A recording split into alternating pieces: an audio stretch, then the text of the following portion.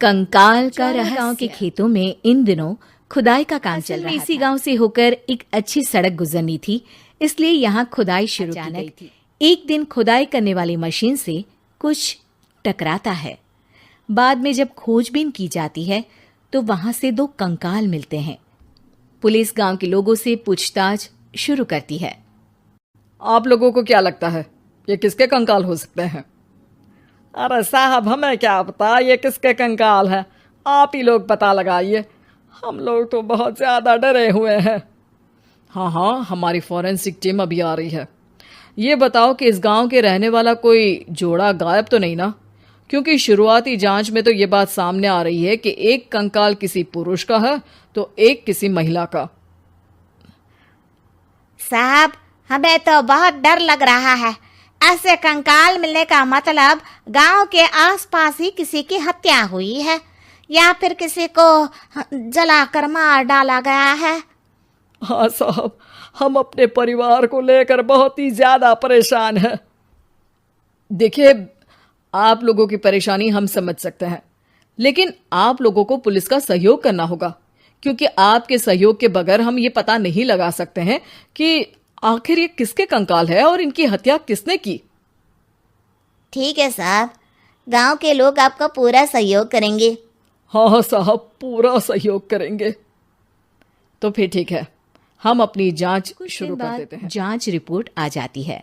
पता चलता है कि ये कंकाल करीब 20 साल पुराने हैं, यानी 20 साल पहले किसी जोड़े की हत्या कर शव को यहाँ पर दबा दिया गया था।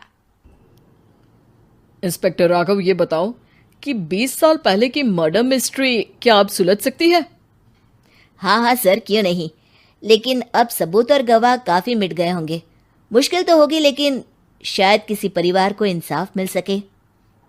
इंस्पेक्टर राघव, आप बिल्कुल सही कह रहे हैं। किसी परिवार को तो इंसाफ मिलेगा ही और किसी को उसके किए की सजा भी मिलेगी। जी सर, मैंने तो जांच शुरू भी कर दी है। 20 साल पहले इस गांव के 2 जोड़े अचानक कहीं गायब हो गए थे। मैंने दोनों ही परिवारों के बाकी के सदस्यों से बातचीत शुरू की तो उन्होंने बताया कि उनके बच्चे शहर गए थे, लेकिन आज तक वापस नहीं लौटे हैं।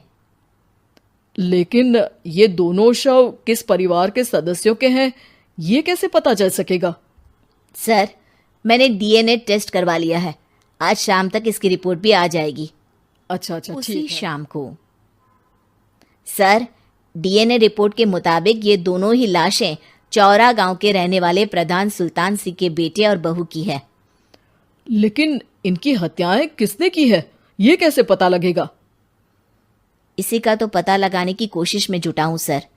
आज सुल्तान सिंह से मिलने भी जा रहा हूं। मेरा बेटा और बहू तो मेरे लिए सिर्फ यादों में ही रह गए थे, हमें उनकी लाशें तक नहीं मिल सकी थी। आज 20 साल बाद उनके कंकाल मिले हैं। मैं अब किसके लिए जीऊं?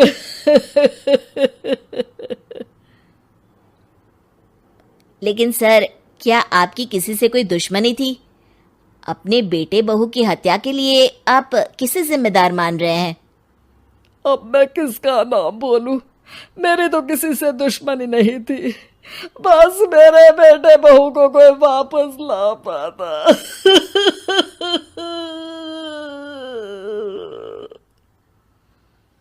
इसके बाद सुल्तान सिंह फूट फूट कर रोना शुरू कर देते हैं। सर, अब आप इनका अंतिम संस्कार करवा सकते हैं। कम से कम इनका शरीर ना सही, इनका कंकाल तो आपको मिला है। लेकिन हाँ, अगर आपको कुछ भी याद आए तो जरूर बताइएगा। मेरी तो बेटा अब उम्र हो गई है, लेकिन मेरे बेटे और बहू के हत्यारों का जरूर पता लगाइएगा, क्योंकि जब तक हत्यारे पकड़े नहीं जाएंगे मेरा मन नहीं मानेगा। सर, हमारी पूरी कोशिश रहेगी हत्यारे को पकड़ने की। लेकिन एक बात बताइए, उस वक्त आपको किस पर शक गया था? उस वक्त मेरे एक ड्राइवर को पकड़ा गया था, लेकिन सबूतों के अभाव में उसे छोड़ दिया गया था। अच्छा, और ड्राइवर पर कैसे शक हुआ था? क्योंकि उस दिन ड्राइवर छुट्टी पर था। उस समय लेकिन लाश क्यों नहीं मिल सकी थी? उस वक्त पुलिस ने बहुत कोशिश की थी, लेकिन दोनों की डेड बॉडी नहीं मिल सकी थी। ठीक है, हमारी तफ्तीश चल रही है, मैं फिर आऊंगा। इसके बाद इंस्पेक्टर वहां से चला जाता है और सुल्तान सिंह अपने बेटे और बहू की याद में खो जाते हैं। सुल्तान सर, एक बात बताइए, जब आपके बेटे बहू की हत्या हुई थी, उसी के आसपास आपके ही गांव का रहने वाला एक और जोड़ा उसी वक्त गायब हो गया था ना? हाँ सर, अलका और अभिषेक, वो भी मेरे बच्चों जैसे ही थे। तो फिर वो कहाँ है? उनका भी आज तक पता नहीं चल सका, लेकिन बताते हैं कि कुछ साल पहले अभिषेक को गांव के ही किसी आदमी ने मुंबई में देखा था, लेकिन फिर वो गायब हो गया। यानी अभिषेक और अलका की हत्या नहीं हुई थी, बल्कि उन्होंने किसी वजह से खुद ही गांव छोड़ दिया था। हाँ, हो सकता है, क्योंकि अभिषेक मेरे बेटे संतोष का अच्छा दोस्त था और उसका मेरे घर भी आना जाना लगा रहता था। हो सकता है कि उसने मेरे बेटे और बहू के बारे में सुन लिया हो और ये गांव छोड़ दिया हो सकता है। उनके परिवार का कोई अब नहीं रहता क्या इस गांव में? अब तो कोई नहीं रहता। एक चाचा थे, लेकिन उन्होंने भी अपना पुश्तैनी मकान बेच दिया है। वो भी अब कहीं शहर में ही बस गए हैं। ओह, अभिषेक और अलका के बारे में भी पता लगाना होगा। हो सकता है कि वही इस हत्या के बारे में कुछ बता सके। हो तो सकता है, लेकिन वो बेचारे तो खुद ही वक्त के मारे थे, वो क्या बताएंगे।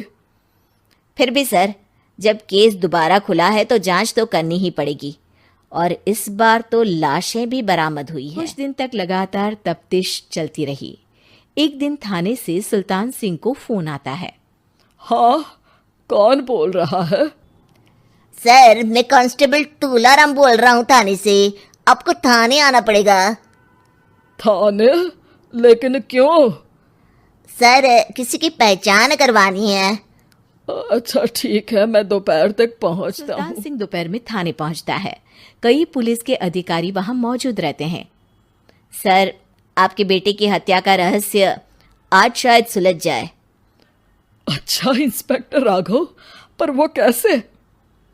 सर, उस आदमी को देखिए, क्या वही अभिषेक है? सुल्तान सिंह की आंखों में हैरानी से आंसू आ जाते हैं। हाँ सर, यही अभिषेक है। ये आपको कहाँ से मिला? सिर्फ अभिषेक ही नहीं, बल्कि इसकी पत्नी अलका भी इसके साथ है। मैडम, जरा अभिषेक की पत्नी को लाइए।